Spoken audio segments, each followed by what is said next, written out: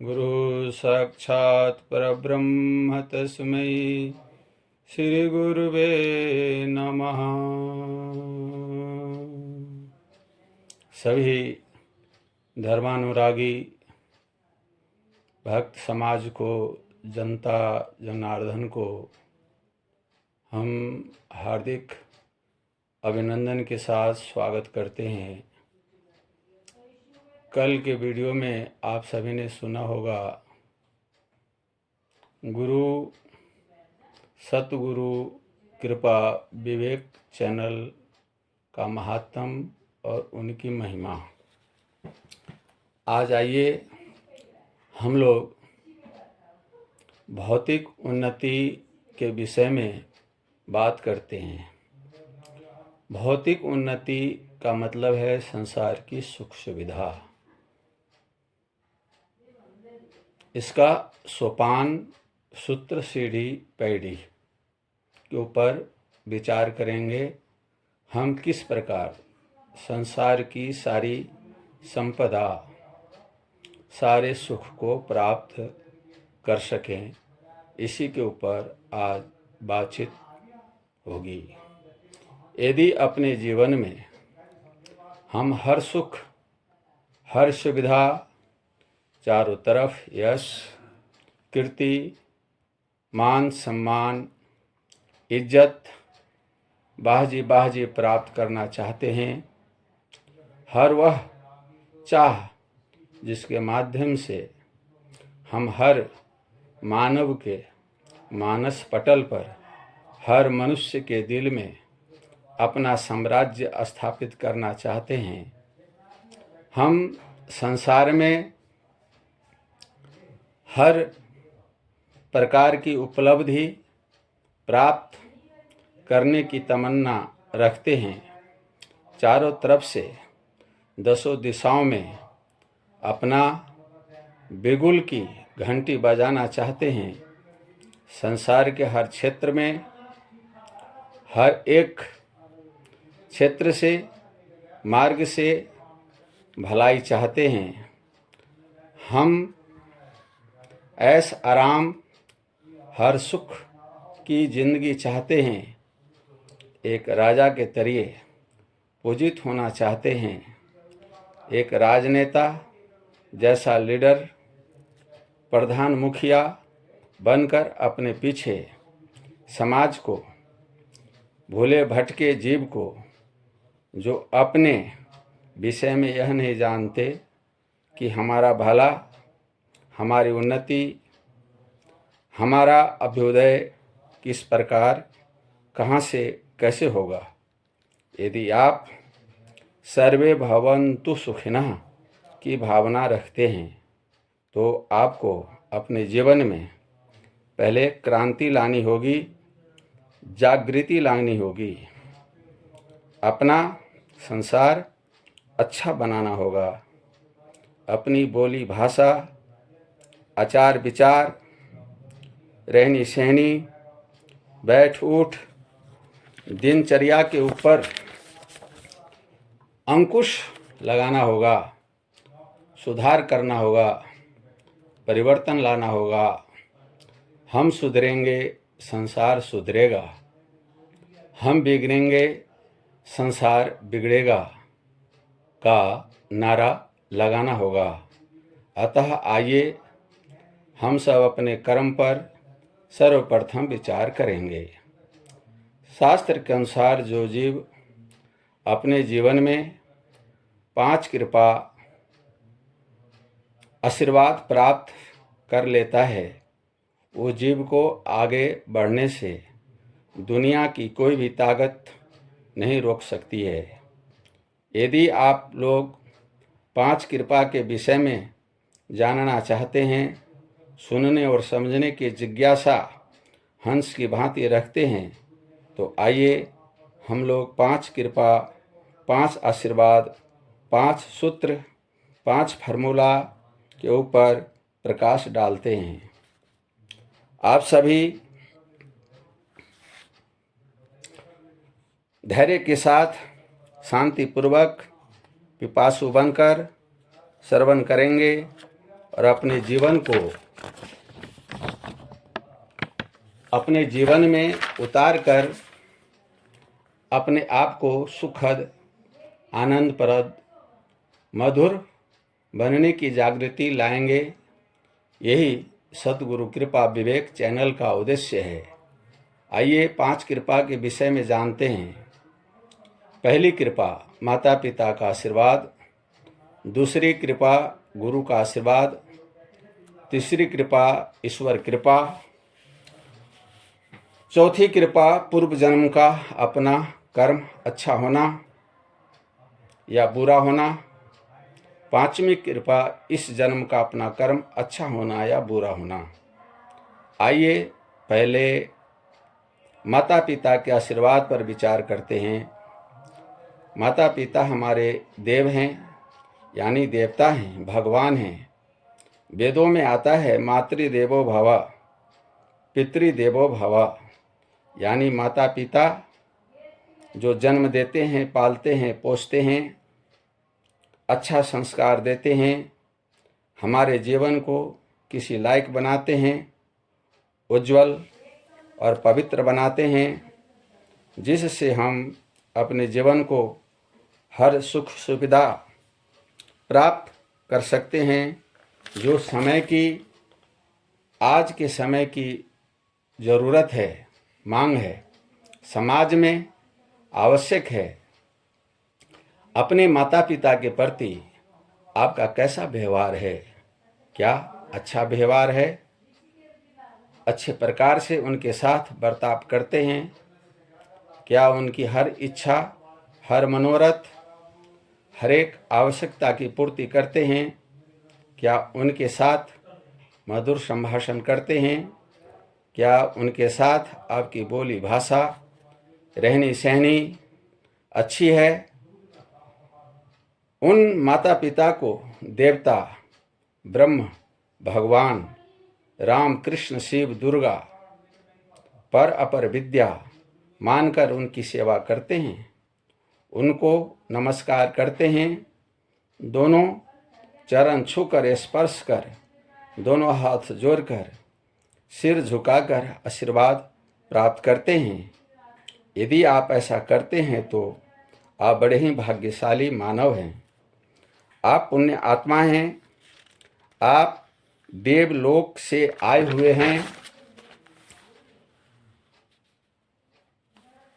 अर्थात आप देव पुरुष हैं, महापुरुष हैं, महान आत्मा हैं, ईश्वर का दूत, मसीहा हैं, जो अच्छे कार्य के लिए इस संसार में आपका आगमन हुआ है।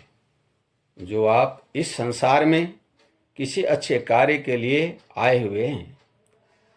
आपकी हर उन्नति हर क्षेत्र में होगी, उसको कोई भी रोक नहीं सकता। चाहे कैसा भी संकट आए, कैसी भी विपत्ति आ जाए, कैसा भी भूचाल आ जाए, कैसी भी आदि व्याधि आ जाए, कोई भी विपदा, संकट, परेशानी आपको आगे बढ़ने से रोक नहीं सकता, क्योंकि माता पिता का आशीर्वाद आपके साथ है।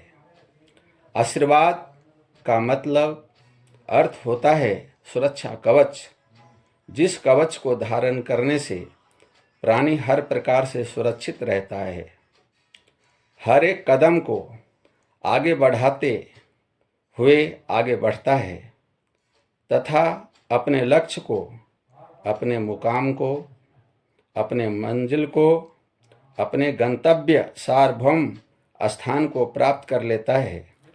किसी के रुके नहीं रुकता है। इस संसार में जितने भी महामना महापुरुष हुए हैं, चाहे वह भक्त हो, चाहे वह संत हो, चाहे वह इस संसार में हरेक सुख सुविधा से संपन्न हो, चाहे बिजनेस मैन, व्यापारी हो, चाहे कोई कर्मचारी हो, चाहे किसी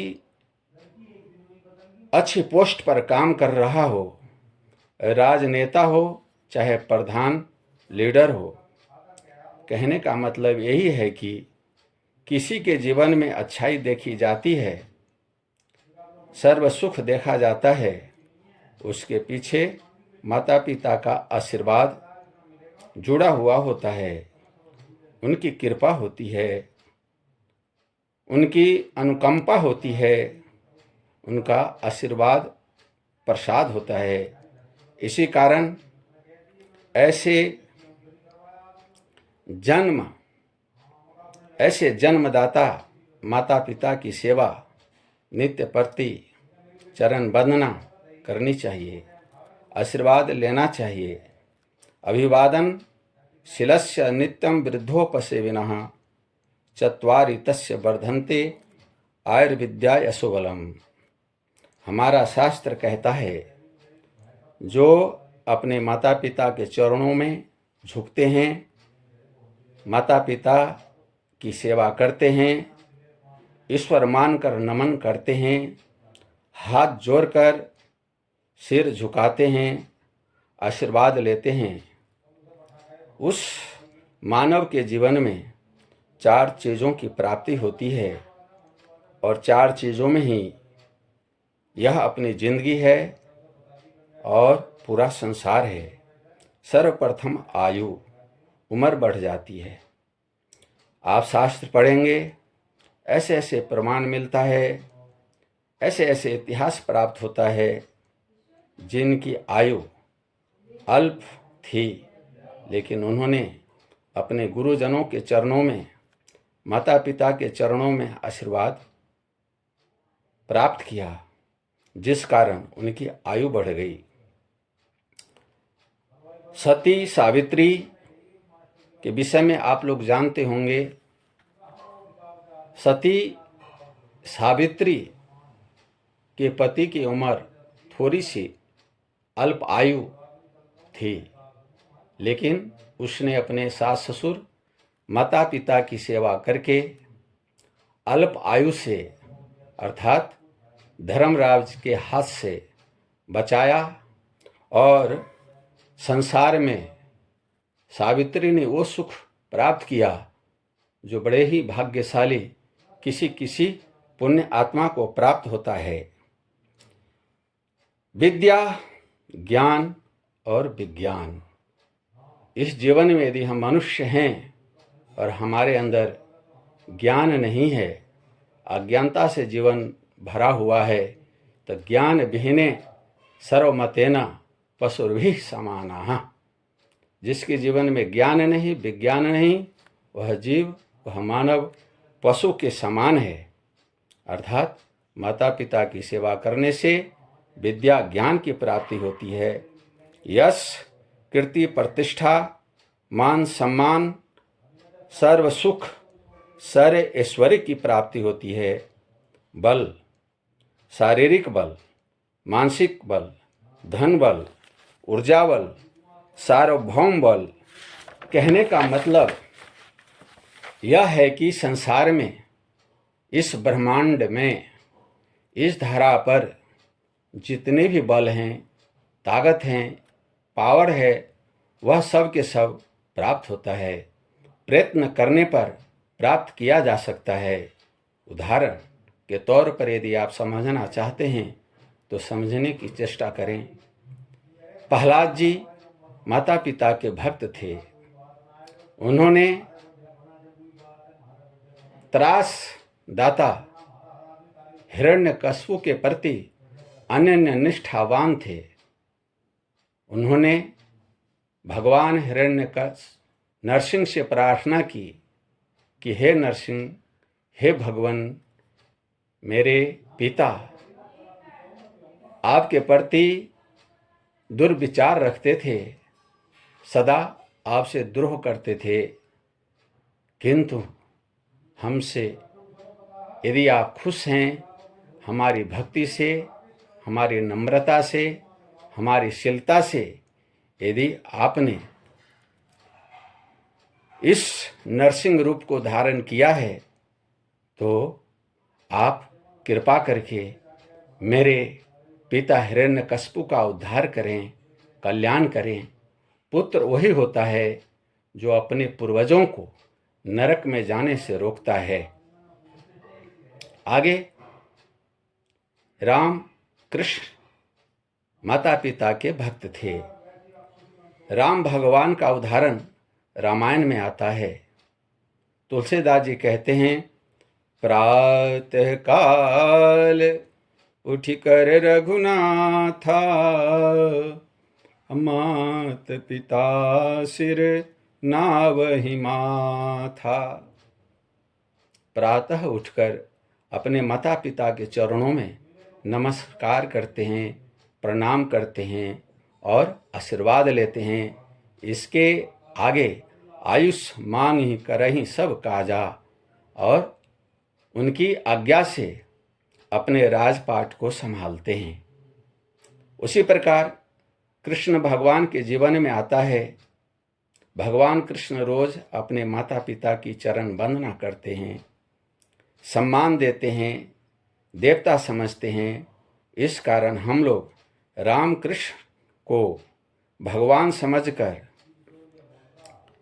भगवान मानकर उनकी पूजा आराधना करते हैं कि उनके जीवन के सद्गुण, सद्विचार, सद्व्यवहार, सदाचार जो दैवी संपदा से ओतप्रोत है, वो हमारे जीवन में आ जाए। हम भी उन्हीं के तरिए, उन्हीं के समान मान सम्मान प्राप्त कर सकें।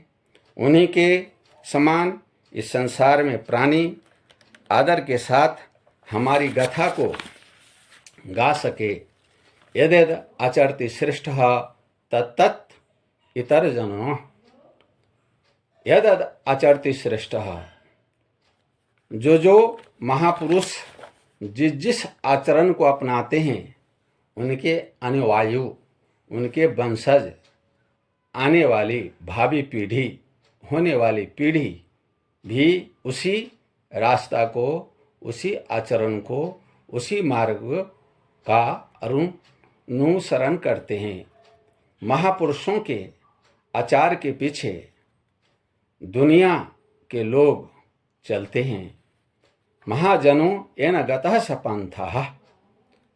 अच्छा मार्ग कौन सा है? जिस मार्ग पर हमारे महापुरुष चलते हैं, जिस मार्ग पर चल करके उन्होंने अपने लक्ष्य को प्राप्त किया है, वही अच्छा मार्ग है। अच्छा मार्ग वही है जिस मार्ग पर चलकर हमारे पूर्वज ऋषि मुनि मनुष्यों ने अपना कल्याण किया तथा दुनिया के लिए, आने वाले समय के लिए रास्ता दिखाया। आगे पुंडली का उदाहरण महाभारत में आता है। पुंडली के अंदर माता पिता की भक्ति भाव को देखकर खुद भगवान विष्णु इस धरा पर आकर कलियुगी प्राणियों के उद्धार के लिए प्रेरणा के स्रोत बनकर पंढरपुर महाराष्ट्र में पुंडलिक भगवान के नाम से जाने जाते हैं, जो आज भी सजीव जीवित जागती मूर्ति है। श्रवण कुमार के नाम आप लोग जानते ही हैं कि आज के समय श्रवण कुमार का नाम बड़े ही आदर और सम्मान के साथ लिया जाता है। इसीलिए हमारा कर्तव्य बनता है कि अपने जन्मदाता माता पिता को हर वह सुख सुविधा दें जिसके माध्यम से अपने आप ही उनका आशीर्वाद बिना मांगे सतत निरंतर मिलता रहे और हमारा जीवन सदा हमेशा खुशहाल बना रहे। जो अपने जीवन में माता पिता का आदर नहीं करता, उसका जीवन दुखद तथा नरकगामी होता है। वह किसी भी क्षेत्र में किसी भी प्रकार से सफलता प्राप्त नहीं कर सकता। उदाहरण रावण, हिरण्याक्ष, हिरण्यकश्यपु, दुर्योधन और भागवत में धुंधकारी का प्रमाण मिलता है।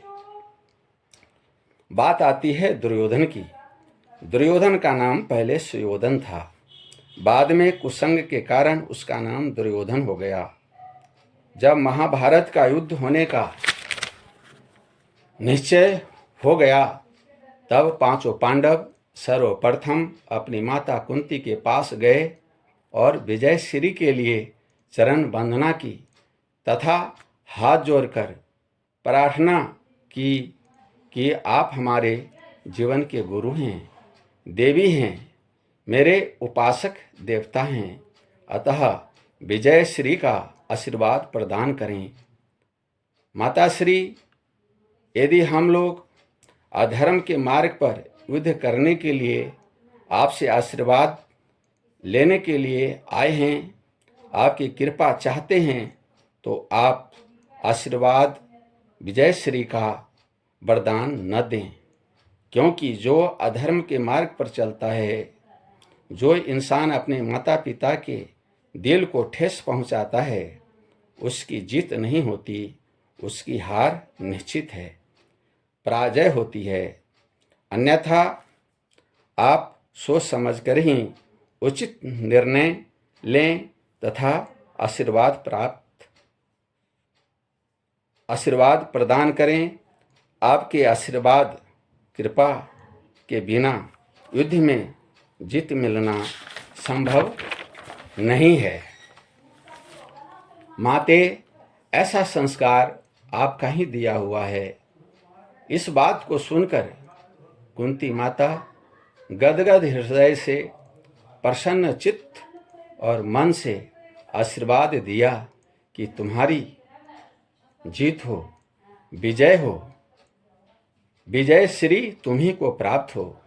इसी प्रकार पांचों पांडवों ने भीष्म पितामह, द्रोणाचार्य, कृपाचार्य, मामा शल्य के सहित सभी के आशीर्वाद प्राप्त किए और सभी ने कहा विजय भवा, अर्थात विजय श्री का आशीर्वाद दिया और कहा तुम्ही लोगों को विजय श्री वरण करेगी।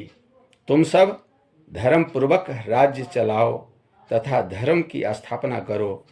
यहाँ तक कि गांधारी माता धृतराष्ट्र ने भी विजयश्री का आशीर्वाद दिया। इसके विपरीत दुर्योधन भी आशीर्वाद विजयश्री के लिए अपने माता पिता गांधारी, धृतराष्ट्र, कुंती, द्रोणाचार्य, भीष्म पितामह, कृपाचार्य, शल्य आदि सबके पास पहुँचे और विजयश्री का आशीर्वाद लेना चाहा, लेकिन सभी ने विजयश्री का आशीर्वाद देने से इनकार कर दिया और कहा कि तुम आशीर्वाद के पात्र नहीं हो। पांचों पांडवों को विजयश्री का आशीर्वाद दे दिया गया है। हम तुम्हें आशीर्वाद नहीं दे सकते, किंतु इतना कह सकते हैं तुम्हारा कल्याण हो, तुम्हारा भला हो। अब आप लोग समझ गए होंगे कि माता पिता की कितनी बड़ी महिमा है। अतः माता पिता का अनादर, तिरस्कार कभी भी, किसी भी काल में भी, किसी भी प्रकार से भी भूल कर गए भी नहीं करना चाहिए। शेष आगे के वीडियो में चर्चा करेंगे। आज इतना ही। यदि आप सभी को हमारी बात अच्छी लगी हो तो लोक कल्याण के लिए आप सभी इस चैनल को सब्सक्राइब करें, लाइक करें और आगे शेयर करें, जिससे सुनने वालों का भला हो। हम भी सद्गुणी बने और सुनने वाला हमारा अड़ोसी पड़ोसी भाई बंधु, हमसे जुड़ने वाले सभी सद्गुण संपन्न के पुजारी बने। अपने संस्कार को समझें, अपने विचार को समझें, अपने कर्तव्य को समझें। ओम हरि तत्सत। सभी को जय श्री कृष्णा। और कल भी हम आगे के वीडियो में माता पिता के ऊपर ही चर्चा करेंगे। हरि ओम तत्सत।